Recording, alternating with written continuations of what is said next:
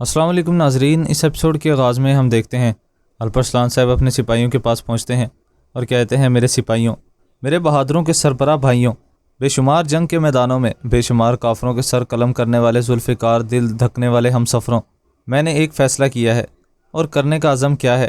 میں اس راستے میں جان دے سکتا ہوں مگر اپنے فیصلے سے باز نہیں آ سکتا۔ کسی کو بھی اپنے ساتھ چلنے، اپنے ساتھ مرنے کا نہیں کہہ رہا۔ میرا راستہ مشکل ہے، پل سرعت سے باریک اور تلوار سے زیادہ تیز ہے۔ میں اس سفر پر کفن سر پر باندھ کر روانہ ہو رہا ہوں مگر کسی کو کفن سر پر باندھنے کا نہیں کہہ رہا۔ اپنے ساتھ نہ آنے والوں کو دل سے اترنے نہیں دوں گا۔ آور سپاہی کہتے ہیں حضور، ہم آپ کے لشکری ہیں، ہمارے حق میں جو آپ مناسب سمجھیں گے وہی ہوگا۔ دوسرا سپاہی کہتا ہے ہم خود کو آپ کے بغیر سر والا دھڑ سمجھتے ہیں، بغیر سر کے کوئی دھڑ ہو سکتا ہے؟ ایک اور سپاہی کہتا ہے ہم بھی فیصلہ کرنے کے بعد مر تو سکتے ہیں مگر پیچھے نہیں ہٹ سکتے۔ ایک اور سپاہی بولتا ہے ہم بھی فیصلہ کر چکے ہیں، جب تک جان بدن سے جدا نہیں ہو جاتی جناب کے سائے میں رہیں گے۔ آور سپاہی بھی ہاں میں اپنا سر ہلاتے ہیں۔ الپرسلان صاحب کہتے ہیں تو ٹھیک ہے، سفر پر روانگی کا وقت آ چکا ہے، گھوڑے تیار کرو جان بازو۔ جس کے بعد وہ لوگ وہاں سے جانے لگتے ہیں۔ الپرسلان صاحب بھی وہاں سے روانہ ہو جاتے ہیں۔ آور سپاہی کہتے ہیں چلو میرے بھائیوں، ہمارا سفر کس جانب ہے؟ عطابے کہتے ہیں آگ بھڑکے کی جانب۔ چلو شاباش بہادروں۔ ادھر دوسری جانب جنگل کے اندر اقصیٰ خاتون بیٹھی تھی۔ اتنے میں ہی وہ وہاں پر اپنا پھٹا ہوا لباس سی رہی تھی۔ سامنے سے الپرسلان صاحب اپنے سپاہیوں کے ساتھ آ رہے تھے۔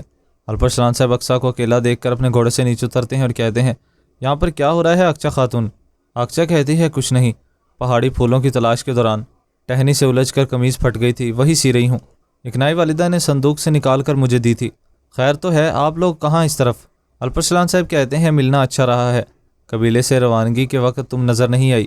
اقصیٰ خاتون کہتی ہے کچھ کہنا چاہتے تھے حضور؟ الپرسلان صاحب کہتے ہیں ہاں بالکل، معذرت چاہتا ہوں۔ اقصیٰ کہتی ہے کس چیز کی معذرت؟ الپرسلان صاحب کہتے ہیں تم آنے کے بعد کافی فائدہ مند ثابت ہوئی ہو، پہلے میرے گھوڑے کی دیکھ بھال کی ہے، پھر میرے والد کے لیے شفا بن گئی ہو۔ اسی دوران جب کوئی کچھ کر پانے کی جرات نہیں کر پا رہا تھا، تم نے میرے سپاہیوں کو زلدان سے آزاد کر دیا، میری بیماری کے دوران میرے پاس رہی، میرے زخموں کی شفا بنی، بہت احسان کیے ہیں۔ اقصیٰ کہتی ہے آپ نے جو کچھ کیا ہے، میرا عمل آپ کے قریب بھی نہیں بھٹک سکتا ہے جناب، اگر میرا کوئی حق ہے تو وہ معاف کریں۔ ہے تو صحیح، جہاد پر جا رہے ہیں یا کسی دور دراز شہر کی جانب، معافی تلافی کیوں کر رہے ہیں؟